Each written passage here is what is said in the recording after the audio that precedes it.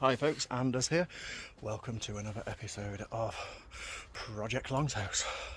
So, since my last video, which was sorting all of the wood and things like that, I'm now actually in the process of building the base. So what I've had to do is, there is an existing patio, currently covered in leaves, but it's not wide enough. So I've had to go onto the AstroTurf, which is actually higher than the patio by a fair gradient, and yeah, start to dig out. So AstroTurf has come up. That's the top hardcore layer, which I thought might be enough. Unfortunately it's not, so I had to go down deeper, because obviously I need to put a shed base in. I floated around ideas of different plans of what to do, either cement, bricks or gravel or something or other, and I thought, well, why not just extend the patio out further?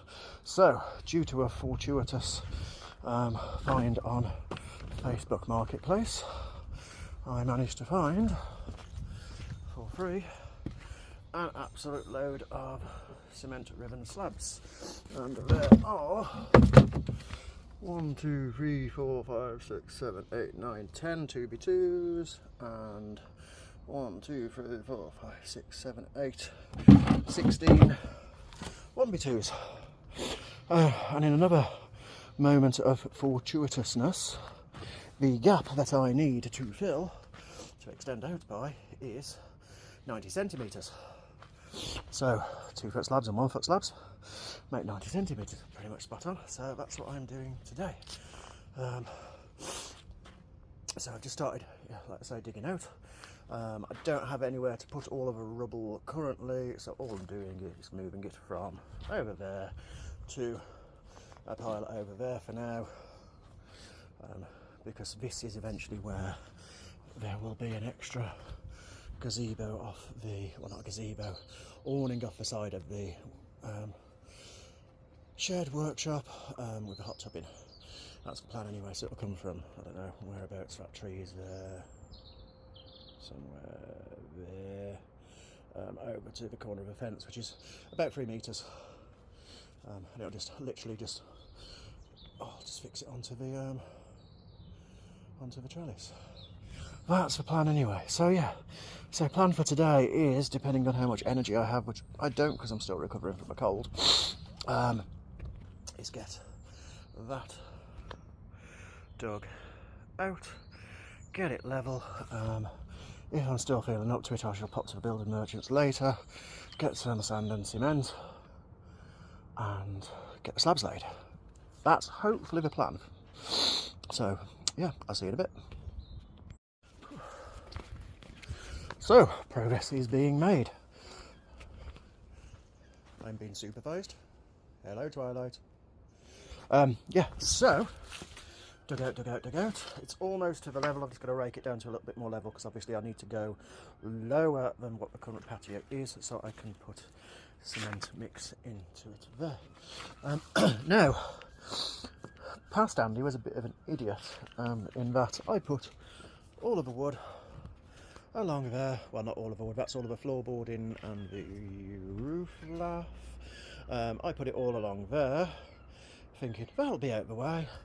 But then I actually realised that this is the line here where I need to dig out, and it goes under there. So I've now got to move all of that and clear a space over here to put it there, which is fun. And yeah, the garden is just full of piles of timber. That is the floorboarding and roof lath. That is roof joists and some of the side slats. That's some of the soffits. That's more of a roof timber, obviously that's the actual shed there.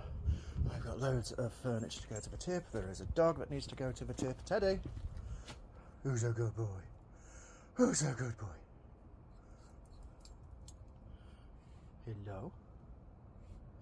But anyway, so one of the problems I have with doing this is I don't really have that much in the way of tools anymore, because yeah, moving house multiple times in the last few years, they've all got lost, missing and stuff. So I went to the car boot this morning and I had a mission. I was on a mission, so I needed a fork, I needed a hoe, I needed a rake, and I needed some trowels. And fortuitously, on literally the first stall on the car boot, I got a very nice old fork.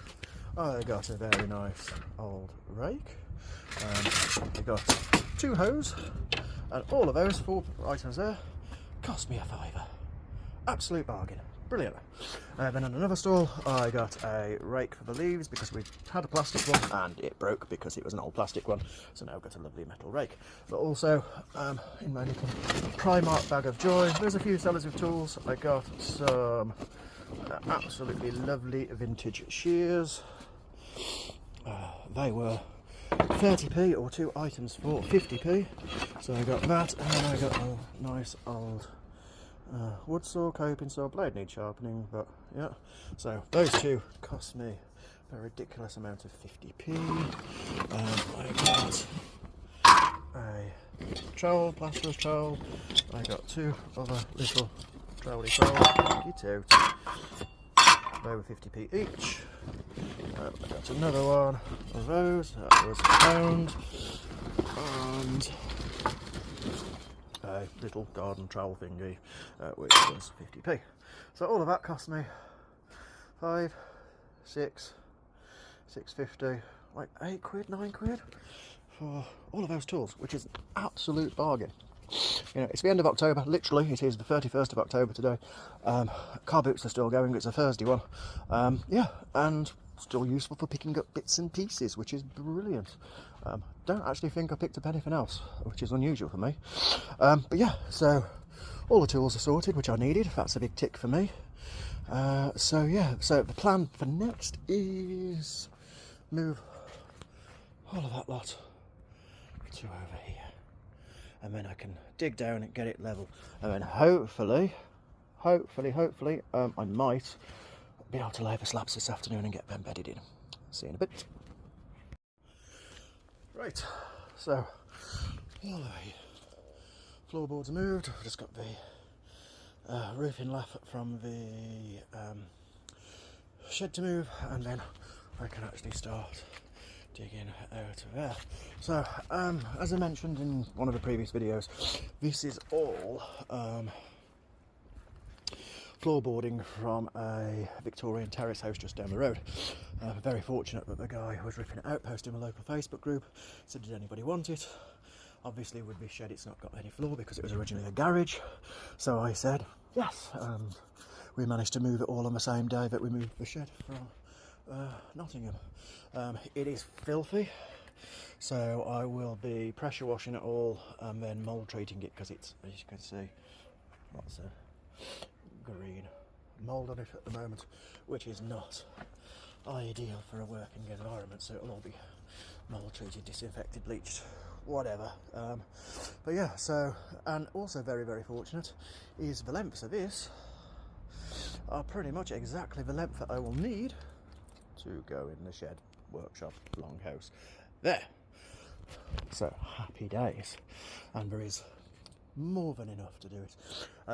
There was, I think it was like, this was like from the ground floor, so it was like a living room and a kitchen area.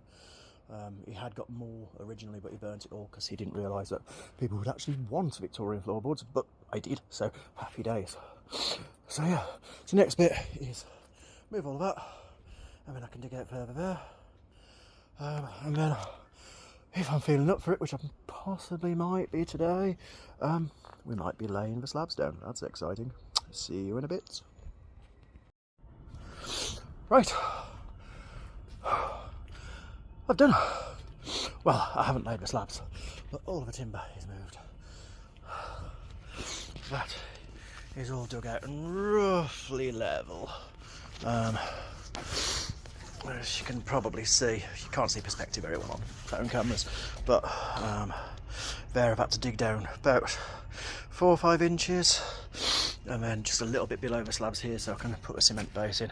It's not perfect, I've just got a little bit more to do, but I've also completely cleared off the patio area, so you can, well, I can actually visualise the space, and you can visualise the space as well.